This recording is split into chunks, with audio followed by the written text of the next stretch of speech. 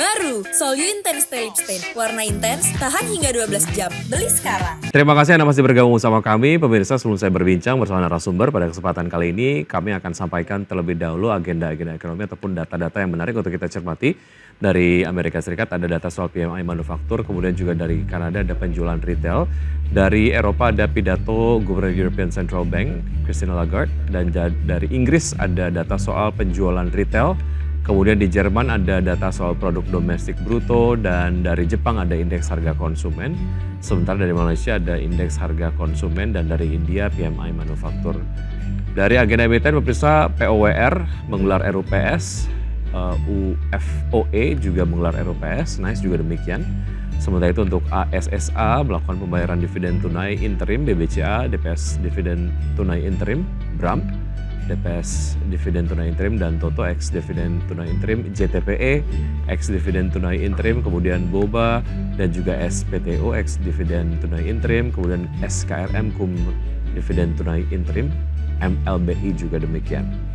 Dan berikutnya kita akan saksikan pembukaan dari bursa-bursa utama Asia di pagi hari ini. Seperti Anda dapat saksikan di layar televisi pemirsa, untuk bursa-bursa utama Asia dibuka mix dengan Nikkei menguat 0,79% di level 38.326. STI Singapura dibuka menguat 0,24% di level 3.748. Kospi Korea dibuka menguat 1,18% di level 2.509, dan Hang Seng Hong Kong dibuka melemah 0,53% di level 19.601.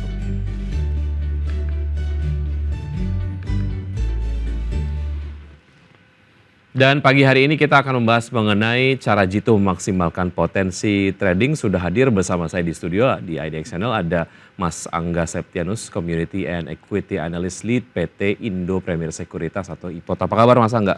Baik Mas Vicky. Terima kasih sudah hadir pada kesempatan kali ini bicara mengenai aktivitas trading begitu ya di pasar modal begitu. Mengapa penting kita kemudian untuk memiliki lebih dari satu akun?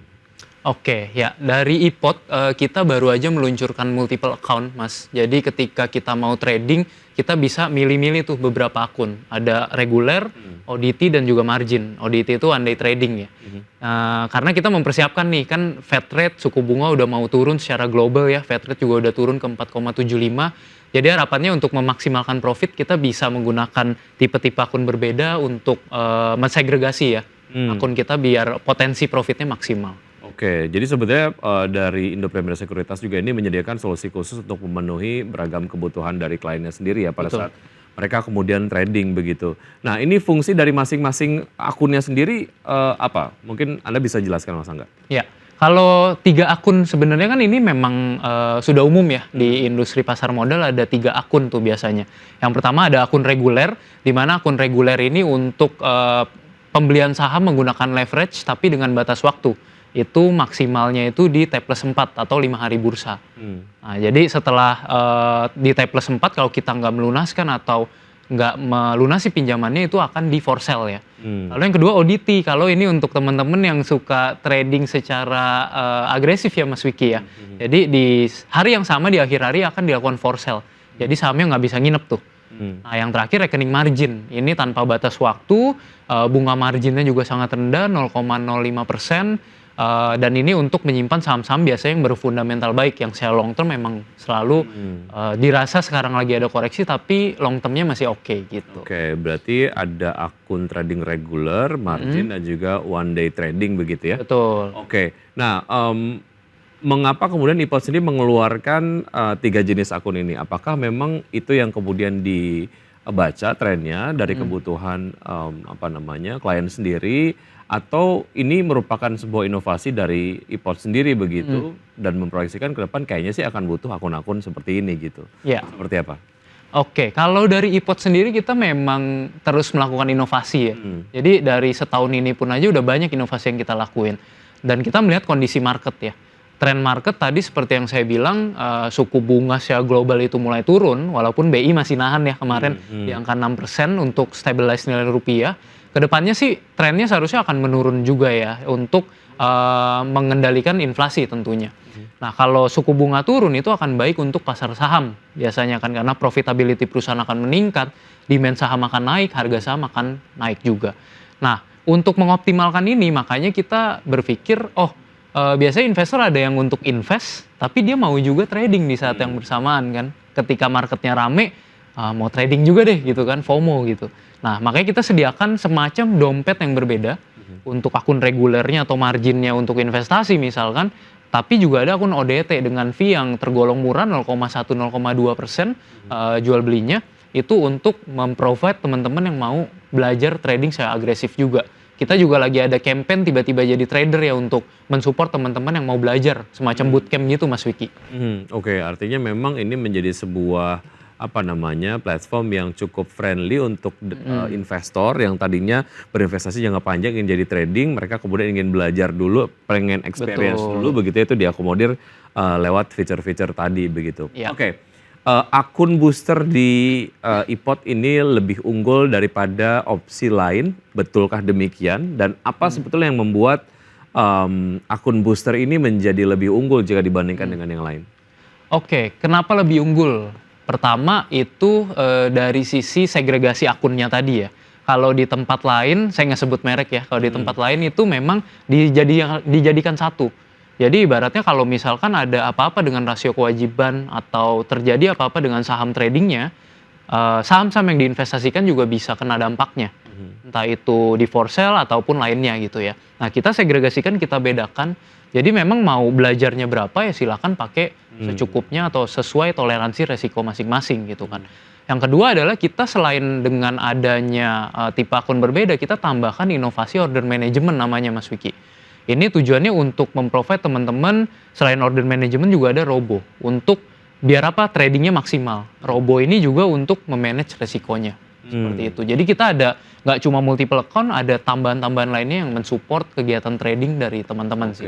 Jika yang kemudian sudah diketahui oleh investor adalah jangan menaruh telurnya dalam satu basket begitu ya.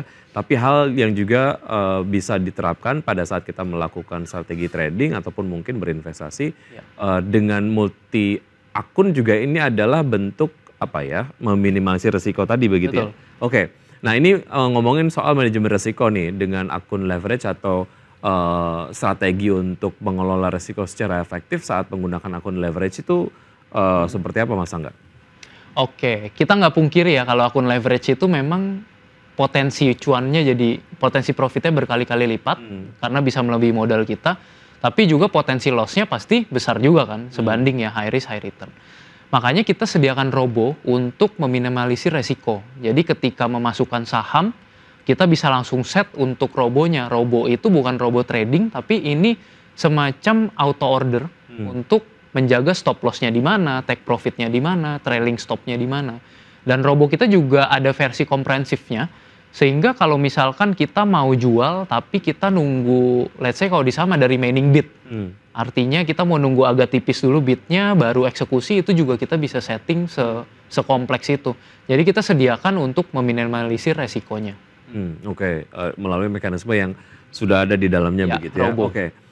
Bicara mengenai kiat-kiat ataupun mungkin trik lah ya untuk menggunakan akun leverage ini gimana? Tips and trick ya untuk menggunakan akun leverage ya. Pastikan kita tahu dulu nih kita tipe trader seperti apa ya. Kalau memang kita momentum trader atau scalper, ya kita berarti pakai akun yang sesuai. Scalper pakai ODT bisa, momentum trader pakai ODT juga bisa. Artinya kita lihat ketika dia breakout resistance, kita mau entry-nya di mana ya. Pastikan kalau memang swing trading juga menggunakan akun reguler, kita lihat saham-sahamnya yang memang uptrend, jangan beli saham yang downtrend ya, karena jangan melawan arus, jangan melawan trennya. Ataupun kalau kita investor, kita mau pakai rekening reguler or margin gitu ya, kita lihat fundamentalnya seperti apa, valuasi per PBV-nya seperti apa, apakah relatif murah atau sedang berada di posisi yang overvalue. Kurang lebih sih seperti itu sih. Jelang akhir tahun tentu saja ini banyak strategi yang kemudian dilakukan lah ya oleh investor ataupun mungkin trader begitu. Dilihat dari data historicalnya ataupun mungkin dari kebiasaan perusahaan sendiri ketika kemudian jelang akhir tahun biasanya ada window dressing begitu ya. Nah tips-tips untuk mengakali itu untuk memaksimalkan cuan lah menghadapi momen-momen historical seperti ini gitu di akhir tahun seperti apa? Mas Angga? Ya, kalau di bulan November Desember ini kan memang di November by historical itu sekitar 60% itu market ditutupnya merah 10 tahun terakhir ya. Kalau di Desember di 10 tahun terakhir hanya satu kali ditutup merah.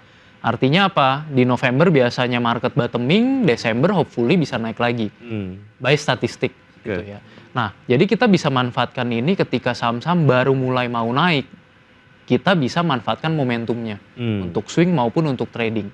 Oke. Karena gimana pun ketika foreign balik masuk, market kita rebound, untuk trading itu kan akan sangat enak ya. Karena ISG-nya juga overall akan kembali uptrend. Nah, yang kita tunggu adalah momentum itu sebetulnya. Baru kita bisa manfaatkan leverage ini dengan maksimal. Oke. Menjelang window dressing pastinya.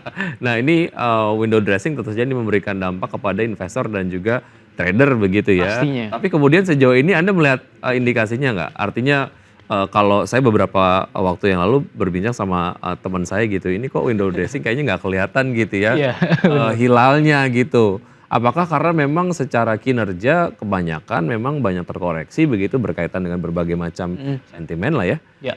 Atau sebetulnya menurut Anda most likely masih ada nih window dressing gitu kan? Biasanya kalau momen-momen sekarang November tuh kalau memang ternyata dilihat hilalnya akan ada window dressing, Iya. udah mulai masuk mulai gitu. ya, iya. Tapi sekarang masih wait and see gitu. Menurut Anda gimana? Ya, kalau ini kan memang karena adanya terpilih Donald Trump ya. Oke. Di bulan November ini jadi gejolaknya cukup dalam, memang USD IDR kita juga melemah lagi mendekati 16.000 ya. Saya belum cek lagi tuh. Tapi kalau saya sih tetap optimis dengan historical data by statistik 10 tahun terakhir. Walaupun di 2022 juga kita bilang seperti ini ya. Tapi by statistik memang probabilitas naiknya masih lebih tinggi. Oke. Jadi saya sih tetap optimis di 2 minggu sebelum akhir tahun ataupun 3 minggu akan ada pergerakan sih, window dressing-nya akan masuk sih hopefully. Baik, oke menarik, kita akan lanjutkan usaha jeda berikut ini dan pemirsa tetap bersama kami akan segera kembali. Ya, terima kasih Anda masih bergabung sama kami pemirsa dan kami masih membahas mengenai cara Jitu memaksimalkan potensi trading dan masih berbincang di studio IDXNL ada Mas Angga Septianus, Community and Equity Analyst Lead PT Indo Premier Sekuritas atau IPOT. Oke, bicara mengenai beberapa isu yang nampaknya ini menjadi concern ataupun mungkin perhatian dari pelaku pasar ya, apakah itu kemudian trader ataupun investor terkait dengan pelemahan dari nilai tukar rupiah terhadap dolar Amerika Serikat sendiri begitu ya, yang menjadi prioritas pada saat suku bunga acuan dipertahankan di 6% oleh Gubernur Bank Indonesia pada RDN kemarin adalah fokus untuk menstabilkan nilai tukar rupiah terhadap dolar Amerika Serikat begitu. Tapi ini ya lagi-lagi juga kemudian menjadi concern juga gitu, ada kekhawatiran terkait dengan terus terjadinya pelemahan terhadap nilai tukar rupiah terhadap dolar Amerika Serikat. Point of view Anda mengenai hal ini seperti apa, Mas Angga? Ya, kalau saya lihat sih memang ini dampak dari protectionism yang memang angle-nya Donald Trump sendiri ya. Dia kan sangat Amerika sentrik. Dia mau menurunkan PPh badannya di sana dari 21% menjadi sekitar 15% ya. Belum lagi naikin tarif impor. Jadi ini menjadi gejolak jangka pendek untuk bursa kita juga pastinya. Tapi kita harus lihat lagi perkembangan di sana, keputusan mengenai kebijakan itu seperti apa. Apakah sudah diketok palu atau belum, kita kan masih menunggu perkembangannya kan. Kalau memang ternyata nggak sesuai ekspektasi pasar dan udah stabil lagi, memungkinkan untuk foreign bisa masuk ke bursa kita juga kan. Dan akhirnya nilai tukar kita bisa kembali stabil lagi karena supply dolarnya kembali meningkat lagi kan. Oke. Kalau sekarang aja kan foreign outflow udah sekitar 10 triliun mungkin lebih ya satu bulan ini ya. Jadi ini yang menjadi pantauan kita dan rupiah sendiri sih pergerakannya mendekati level 16.000 dan 16.200 lagi sih kemungkinan ya. Betul. Tadi saya lihat datanya terakhir rupiah ada di level 15.900-an begitu, semakin dekat dengan level 16.000-an. Oke, secara trading point of view trader lah ya, adakah kemudian sektor-sektor ataupun mungkin pergerakan-pergerakan dari saham-saham yang mungkin juga masuk pantauan Anda Mas Angga, yang bisa dilakukan ataupun mungkin strategi tradingnya bisa diterapkan begitu untuk bisa memanfaatkan momen ini begitu Ya. untuk mendulang cuan? Oke, kalau sekarang yang mulai kelihatan mulai ada recovery adalah sektor-sektor telekomunikasi, justru malah foreign mulai ada masuk ke dalam seperti Telkom gitu ya, mulai ada recovery dari sisi teknikal juga. Cuma memang belum sepenuhnya berubah menjadi uptrend kembali. Kalau sektor perbankan memang masih downtrend, kalau untuk investasi kita bisa tinjau ulang fundamentalnya lagi berada di posisi yang menarik justru secara valuasi. Dan juga bisa pantau emiten-emiten yang memang orientasinya ekspor, Mas Wiki. Karena ketika ketika IDR melemah seperti ini, ketika ekspor malah mendapatkan keuntungan ya untuk orientasi ekspor. Dan juga saham-saham komoditi, tetap kita perhatikan underlying komoditasnya seperti saham-saham batu bara, saham-saham seperti minyak, itu kita bisa pantau juga. Apalagi geopolitik kemarin kembali memanas sedikit dan ini bisa mendongkrak harga crude oil secara harga dunianya.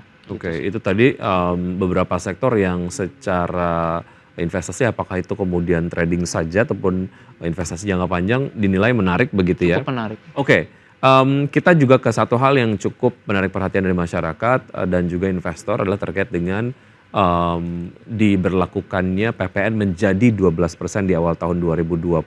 Ini kemudian menjadi sebuah amanat undang-undang. Kalau bicara mengenai amanat dari undang-undang, ya mau tidak mau pemerintah juga harus terapkan begitu ya. Sudah ketok palu dan tinggal dilaksanakan saja begitu. Tapi suaranya cukup vokal terkait dengan ini. Implikasinya terhadap pasar modal di Indonesia dan sektor-sektor tertentu seperti apa menurut Anda, Mas Angga? Oke, kalau untuk PPN 12% memang kan kenaikan 1% ini cukup meriah ya di luar sana ya untuk komennya ya. Karena kita berkaca terhadap Scandinavian country, kabarnya seperti itu. Tapi memang kita bisa ikuti aja kebijakannya, tujuannya sebenarnya kan untuk menaikkan rasio pajak ya, yang memang dinilai cukup rendah gitu. Nah, untuk menaikkan rasio pajak tujuannya untuk apa? Ujung-ujungnya kan sebetulnya untuk pembangunan dalam negeri sendiri kan. Kita bisa lihat di APBN dengan yang dilampirkan oleh Bu Sri Mulyani sendiri. Kalau untuk pasar saham sendiri sih gejolak seperti ini kan sebenarnya udah sering terjadi di market. Kemarin juga ketika PPN naik 11% pastinya ada gejolak-gejolak juga. Cuma sih kalau saya concernnya lebih ke global marketnya aja. Karena kalau misalkan PPN dinaikkan tapi demand secara global kembali meningkat, inflasi kita bisa picking up lagi, jangan terlalu rendah seperti sekarang, seharusnya bisa recovery lagi untuk kinerja fundamental dari perusahaan-perusahaan yang ada di dalam negeri sih. Oke, lalu bagaimana dengan movement yang belakangan menggaung ketika kemudian PPN menjadi 12% ini diterapkan di awal tahun 2025, masyarakat akan menerapkan banyak frugal living gitu ya, artinya konsumsi ditahan. Dan sebagaimana kita tahu pertumbuhan ekonomi di Indonesia salah satunya adalah dikontribusi mostly oleh konsumsi domestik gitu. Kalau konsumsinya ditahan itu kemudian akan berdampak kepada penahanan dari pertumbuhan ekonomi Indonesia gitu ya. Betul. Sektor-sektor tertentu cukup apa ya, melihat ini adalah satu hal yang iri nggak, agak serem nggak gitu? Kalau saya melihat dari sisi purchasing power, terutama kelas menengah atas kan itu memang masih cenderung kuat ya. Apalagi seperti emiten-emiten properti, PPN dibebaskan seperti itu masih bisa mendapatkan purchasing power di situ. Tapi memang untuk menengah ke bawahnya yang akan terkikis dengan adanya PPN 12% ini. Harapannya sebenarnya kenaikan dari upah yang lebih tinggi dari kenaikan PPN sebesar 1% ini selisihnya, itu masih bisa meng-cater untuk kenaikan dari PPN tersebut sih. Kemarin kan upah minimum udah di sekitar 3% ya kalau saya nggak salah ya. Jadi masih ada selisih di situ yang diharapkan bisa tetap ngebus dari sisi konsumsi dalam negerinya. Dan kita sih sebenarnya memang menunggu dari sisi globalnya. Dan kita kebijakan dalam negerinya bisa mengimbangi permintaan dari global ini. Karena itu sih menurut saya yang lebih penting bisa mendongkrak permintaan dalam negeri dan penciptaan lapangan kerja. Baik, yang paling penting adalah kalau kita lagi-lagi bicara mengenai historical pada saat Presiden Donald Trump memimpin Amerika Serikat ketika terjadi trade war antara Amerika dan juga China, Indonesia malah kedapatan berkah ya. Iya. Apalagi yang kemudian orientasinya ekspor begitu. Untuk Amerika Serikat sendiri ataupun mungkin China sendiri akan mencari negara-negara penyuplai alternatif begitu ya yang dapat memenuhi kebutuhan mereka begitu. Nah, sejauh mana ini kemudian menjadi sebuah proyeksi potensi ke depan lah gitu. Di tengah ada sentimen sesaat terkait dengan terjadi capital outflow dan juga rupiah kemudian melemah gitu ya pada saat Presiden Amerika Serikat terpilih Donald Trump. Beberapa waktu yang lalu menyampaikan pidatonya dan sekarang sudah mulai memilih orang-orang yang masuk dalam kabinetnya gitu ya. Nah ini gimana nih Mas Angga? Oke, kalau kita kan memang partner dagang terbesar kita, ekspor kita itu ke China ya, lebih besar daripada ke US. US itu posisi kedua terbesar ya. Dampaknya kalau US menerapkan sanksi tarif impor ke China, permintaan demand dari China juga akan menurun, bahan baku atau permintaan dari kita juga akan menurun. Jadi rentetannya ke kita juga gitu kan. Berarti ini kunci pentingnya adalah tarif impornya sebesar apa, produk-produk apa yang dikenakan impor juga di sana. Selain itu juga China apakah bisa melihat demand baru selain dari Amerika Serikat. Dia kan sangat dekat dengan negara-negara lain seperti Rusia dan lain-lainnya ya sekarang ya. Kalau itu tetap bisa teratasi sih menurut saya efek dagang ke kita sih masih bisa ada bantalan lah ya, karena China memang masih kuat gitu. Baik. Kuncinya baik. itu sih. Apa yang kita kemudian perbincangan ini berkaitan dengan momen-momen yang perlu dilihat secara seksama oleh trader begitu ya. Betul. Terakhir terkait dengan berbagai macam sentimen tadi, momen-momennya bisa dimanfaatkan secara maksimal kalau kita melakukan berbagai macam strategi lah ya. Salah satunya adalah dengan menggunakan tadi. Dengan multiple Multi-akun account, tadi. multiple Oke. account dari kita. Ya, baik. Mas Angga terima kasih sudah bergabung bersama Mas kami. Nanti kita ngobrol-ngobrol lagi ya. Dan misalnya sebelum saya akhiri segmen ini, kita akan update terlebih dahulu pergerakan dari IHSG di pembukaan sesi 1 dapat Anda saksikan di layar televisi kami pass through dari RTI. Pemirsa untuk IHSG dibuka menguat ya, penguatan 0,39% di level 7.168,424. Tahap gainer sejauh ini ada LMPI, Polu, BOAT, kemudian JSPT, kemudian tahap losers ada SRTG, MLPL, kemudian JMAS dan juga Laba.